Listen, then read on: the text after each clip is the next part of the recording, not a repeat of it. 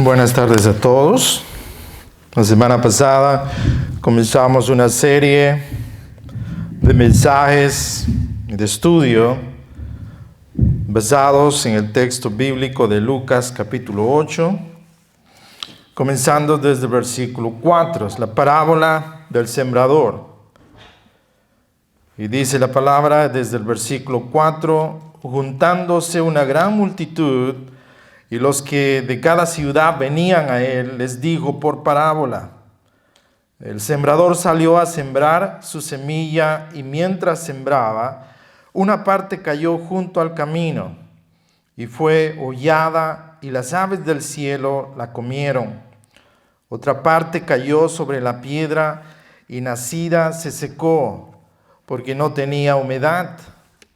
Otra parte cayó entre espinos, y los espinos que nacieron juntamente con ella la ahogaron. Y otra parte cayó en buena tierra, y nació y llevó fruto a 100 por uno. Hablando estas cosas decía a gran voz: el que tiene oídos para oír, oiga. Y sus discípulos le preguntaron diciendo: ¿qué significa esta parábola? Y él dijo: a vosotros os es dado a conocer los misterios del reino de Dios, pero a los otros por parábolas, para que viendo no vean y oyendo no entiendan. Esta es pues la parábola. La semilla es la palabra de Dios, y los de junto al camino son los que oyen, y luego viene el diablo y quita de su corazón la palabra, para que no crean y se salven. Los de sobre la piedra son los que, habiendo oído, reciben la palabra con gozo, pero estos no tienen raíces, creen por algún tiempo, y en el tiempo de la prueba se apartan. La que cayó entre espinos, estos son los que oyen, pero yéndose son ahogados por los afanes y las riquezas y los placeres de la vida, y no llevan fruto. Verso 15, mas la que cayó en buena tierra, estos son los que con corazón bueno y recto retienen la palabra oída y dan fruto con perseverancia. La semana pasada estábamos meditando un poco sobre algunos aspectos referidos principalmente al uso que nuestro Señor realizó de las parábolas. Su principal propósito fue sobre todo ilustrar enseñanzas profundas, espirituales, correspondientes a su reino, usando ejemplos, usando ilustraciones de eventos muy comunes, muy conocidos por las gentes de su comunidad, por las gentes a quienes él se dirigía. En este caso, esta imagen de un sembrador que en el tiempo propicio esparce su semilla era una imagen realmente muy grabada en las mentes de sus oyentes, pues era una actividad muy común. El hecho de que sembradores realicen sus actividades era algo muy contemplado, era algo muy corriente en aquellos tiempos. Y el Señor usa esta imagen para poder enseñar algo profundo, algo especial, algo espiritual correspondiente a su persona, correspondiente a los asuntos de Dios Padre. Y pues además las parábolas, y sobre todo en el tiempo muy próximo a su pasión y muerte, el Señor utilizó estas parábolas intencionalmente, porque en un profundo discernimiento de su espíritu, él era consciente de que muchos ya habían decidido no abrir sus corazones a Cristo, a su persona. Ya habían tomado esa decisión y estaban determinados a rechazar cualquier mensaje, cualquier dicho que saliera de sus labios. Muchos religiosos, muchos fariseos, muchos saduceos, conocemos eso, de que ya se oponían determinadamente a Cristo. Entonces el Señor les predicaba a ellos también, pero usando parábolas, para que ellos, como dice en el versículo 10, no, para que ellos viendo, es decir, enterándose del mensaje de Cristo, no puedan discernir realmente los asuntos profundos del reino de Dios, porque ya ellos estaban en tinieblas, ya se habían revelado al llamado de Dios de volverse de sus pecados y aceptar a Cristo como el Mesías de Dios. Ya ellos intencionalmente habían endurecido sus corazones, estaban procediendo en gran soberbia. La cerviz, es decir, la parte posterior del cuello, estaba endurecido y no querían inclinarse ante la majestuosidad de Cristo. Estos querían permanecer en su posición, haciendo lo que determinaba su voluntad.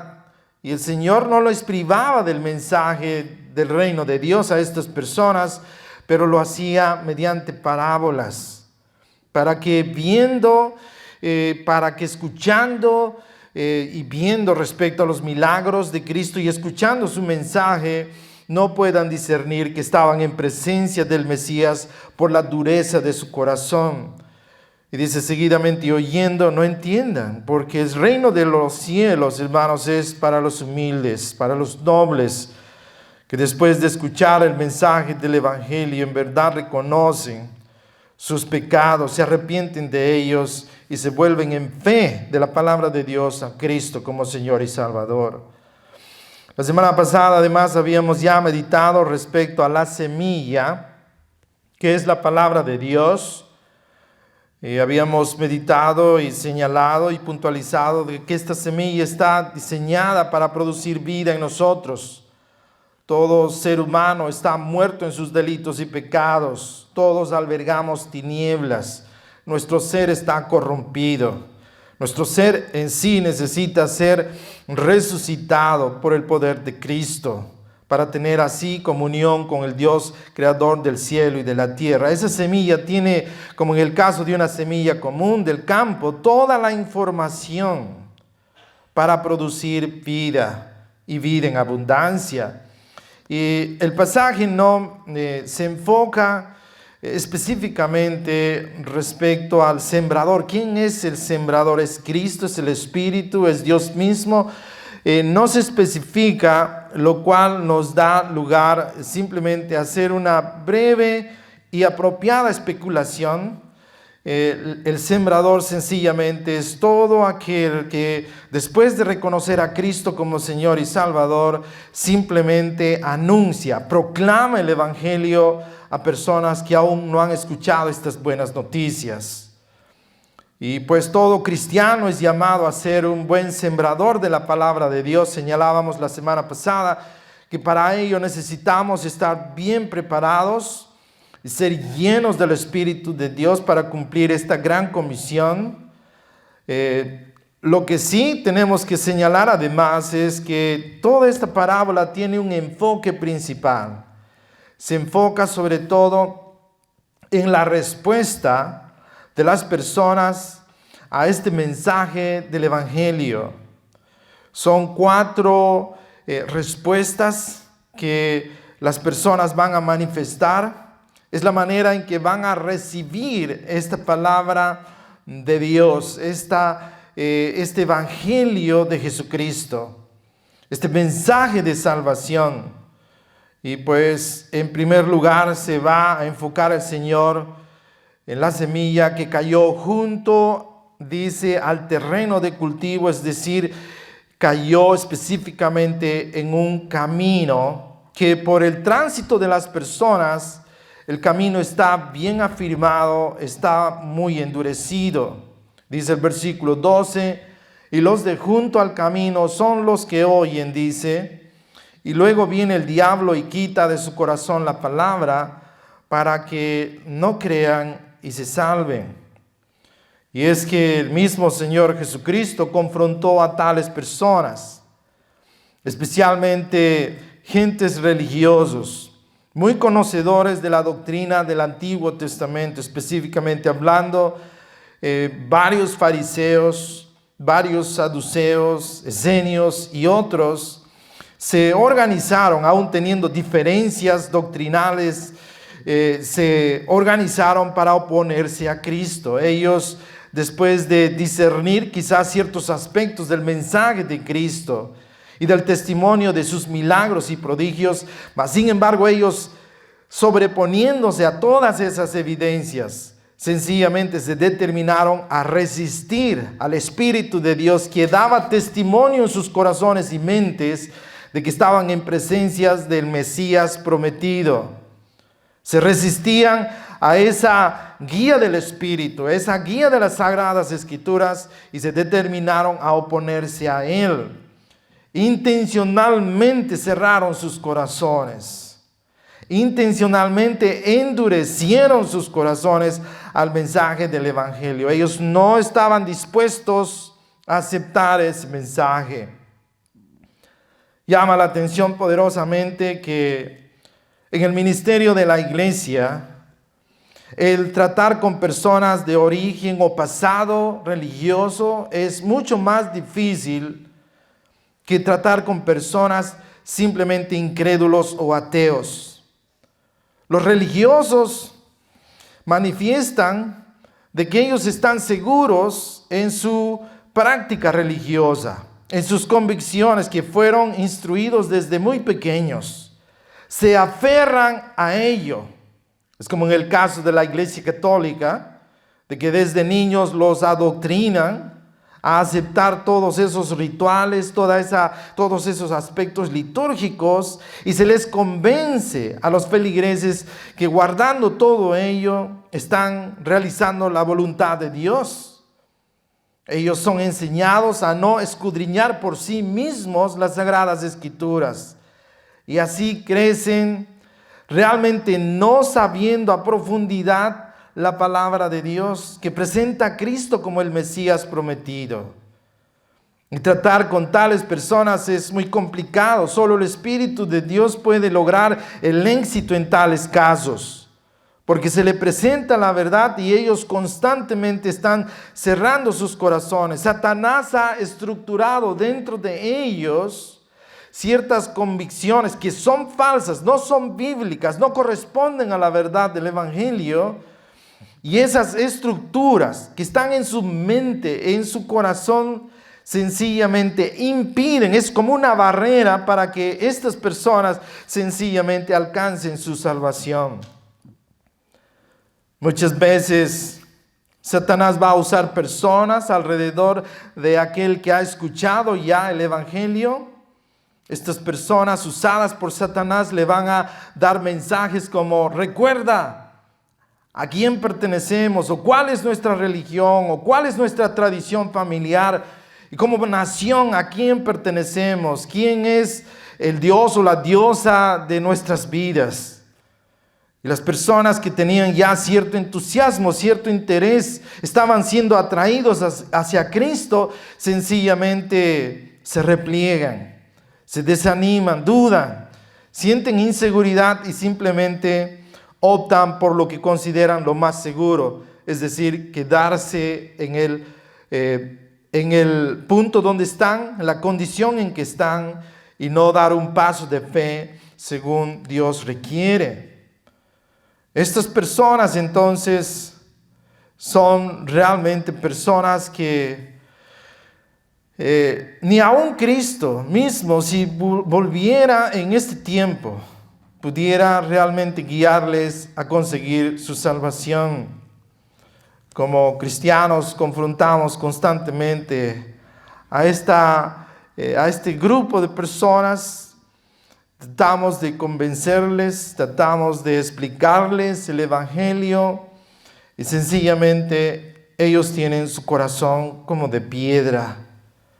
No nos debe sorprender como cristianos, como hijos de Dios, el experimentar, diríamos, de que cierta persona a la cual le hemos estado instruyendo con el Evangelio finalmente tome una decisión final de realmente rechazar el Evangelio y quedarse en la condición en que está. Esto no debe producir desánimo, no debe producir tristeza en sí profunda que nos impida continuar en el ministerio. Es algo que Dios mismo nos instruye aquí a través de su palabra. Cristo nos advirtió de que nos toparíamos con tales personas.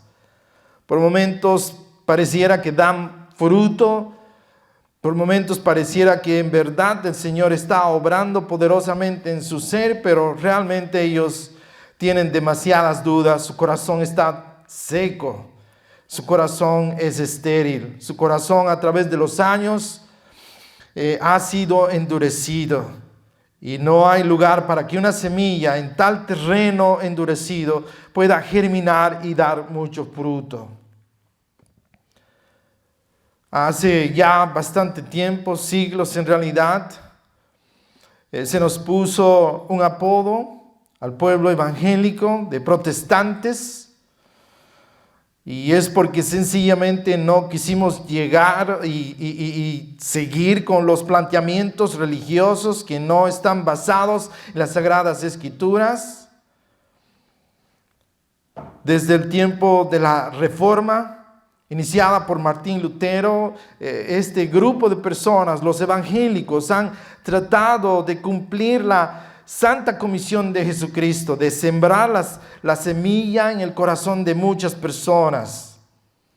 Por ello hemos sido objeto de burla, de insultos y discriminación. Pero no olvidemos de que efectivamente estamos siguiendo la voluntad de Dios.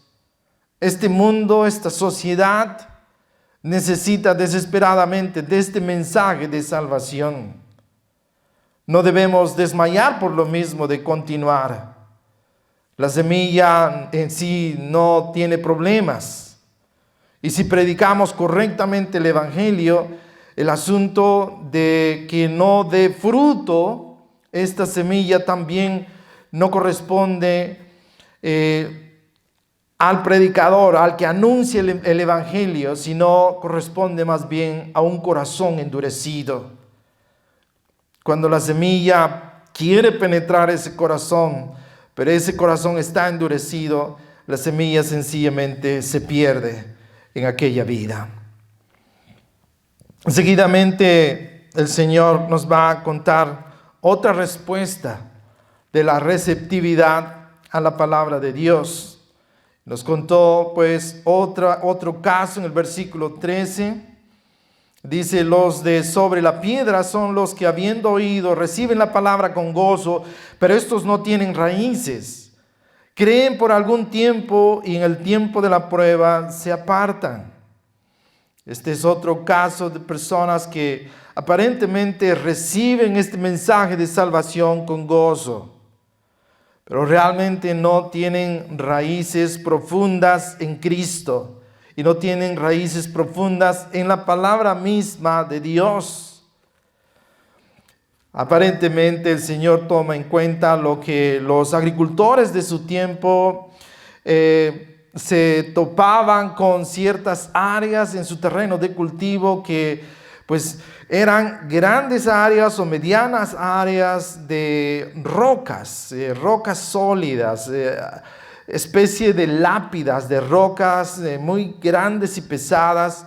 Lo que hacían los agricultores de la antigüedad era simplemente rodear esas áreas con sus arados, no pretender eliminar esas zonas rocosas, simplemente rodeaban esas zonas rocosas y continuaban moviendo la tierra, continuaban con su cultivo. Al realizar esa acción de rodear esas zonas rocosas, el arado constantemente arrojaba ciertas cantidades de tierra sobre esas rocas. Cuando el sembrador sencillamente esparcía su semilla, ciertas semillas inevitablemente caían sobre esas áreas que tenían una poca de tierra, 1 o 2 centímetros de tierra, pero debajo de ello había roca sólida, lápidas de roca. ¿Qué pasaba? Que en el primer momento ese sembrío brotaba y todo parecía uniforme, pero llegado ya el momento del verano, el momento donde ya ciertos momentos de sequía acechaban todo ese cultivo, No, esas plantas que estaban sobre roca, al no tener humedad, simplemente morían. Aparentemente el Señor toma en cuenta esto y es en referencia a aquellos individuos que se unen a congregaciones, escuchan el mensaje del Señor, se unen a estas congregaciones, el ambiente es cordial, hay armonía, hay amor, hay servicio mutuo, todo ello cautiva el corazón de esta persona y sencillamente decide unirse a tal o cual congregación y está allí por años. Pero en el tiempo en el que esta persona empieza a confrontar ciertos momentos de resistencia, de oposición y ciertamente de persecución a causa de su fe, esto puede venir o provenir de su propia familia, que al enterarse de que ya es un cristiano, la familia misma empieza a marginar a este individuo, le empieza a tratar diferente, como un fanático, un extremista, un hombre o mujer raros, y los apartan del círculo de amistad que antes tenían. Empieza a experimentar esta persona esta presión externa a causa de su fe y sencillamente él decide de que ello no le agrada y sencillamente se vuelve a su vida pasada. En 1 de Juan 2:19 escribe el apóstol: salieron de nosotros, pero no eran de nosotros, porque si hubieran sido de nosotros, habían permanecido con nosotros. Pero salieron para que se manifestasen que no todos son de nosotros. Esto está en 1 de Juan 2:19. El testimonio de que es una realidad que en toda congregación existen individuos que aparentan ser cristianos, pero que realmente no tienen raíces en Cristo Jesús.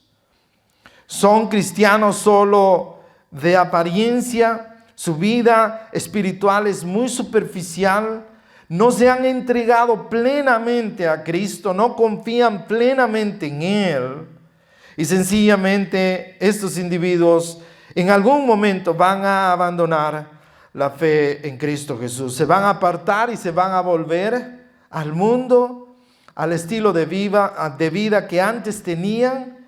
Y realmente esto va a llamar la atención a muchos cristianos.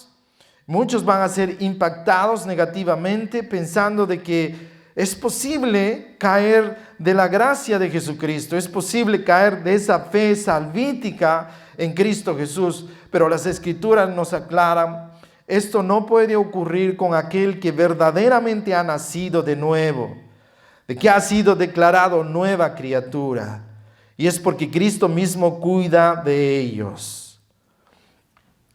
El tiempo de la prueba es una referencia en el versículo 13 al tiempo en el que individuos que profesan su fe en Cristo son perseguidos por una sociedad violenta. En el mundo actual hay muchos países que institucionalmente están persiguiendo a la iglesia de Jesucristo. Los países musulmanes, los cristianos corren gran riesgo. Muchas veces los ministros del Evangelio son amenazados de muerte y son asesinados en gran número. Ellos tienen que permanecer en diferentes viviendas para así evitar ser asesinados o ser agredidos.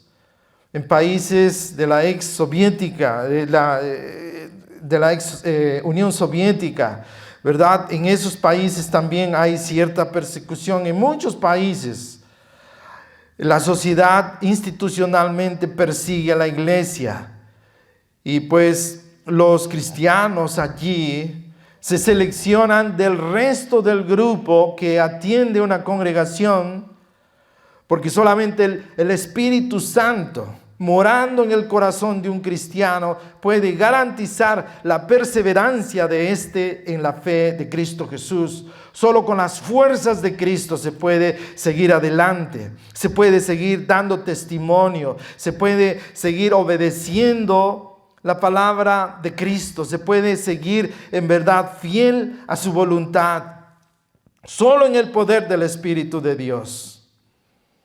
Y pues al tener ese poder, Dios puede usarnos como testigos en un mundo caído, en un mundo decadente. Pero aquel que no tiene raíces podrá saber mucho del Evangelio, podrá conocer la teología del Antiguo, del Nuevo Testamento en una manera muy correcta, pero si no ha tomado decisiones firmes en fe de esa palabra, si no confía aún en Cristo como Señor y Salvador plenamente, si no ha renunciado a hacer su propia voluntad para seguir la voluntad de Cristo, esa persona todavía no ha adquirido, no ha recibido esa vida que proviene del Cristo resucitado. Aún su ser no ha sido redimido. Aún no ha experimentado el poder de Dios en su vida. Aún no es una nueva creación.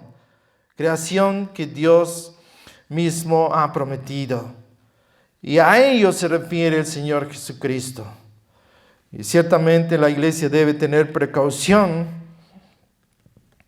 de establecer el liderazgo en hermanos que verdaderamente han sido probados y han salido victoriosos en cuanto a la fe de Cristo Jesús. En ellos debe descansar el liderazgo, no en aquellos que quizás deslumbran con su personalidad solamente, que tienen una personalidad muy atractiva, muy amable y en fin, pero que realmente aún no han experimentado el fuego de la prueba de la fe. La próxima semana continuaremos con las otras dos maneras de recibir el Evangelio de Jesucristo o expresiones en el momento de recibir esa palabra en nuestros corazones. Solamente quería añadir, ya lo hicimos la semana pasada, que el terreno es en esta parábola el corazón del ser humano. El corazón que oye esa palabra. La calidad de ese terreno va a determinar también la manera en que vamos a recibirla.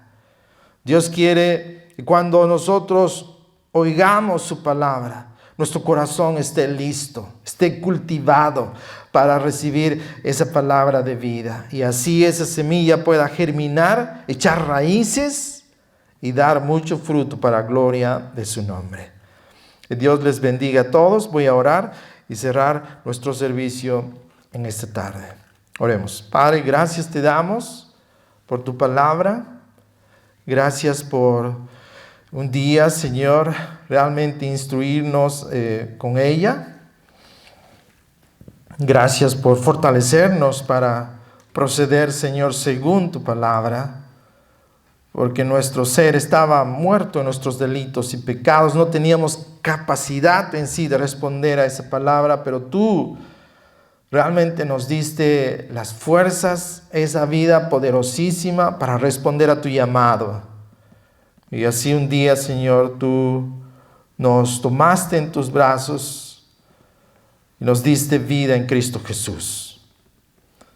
Gracias por preparar nuestro corazón, además, para el momento en el que iba a ser sembrado con tu palabra.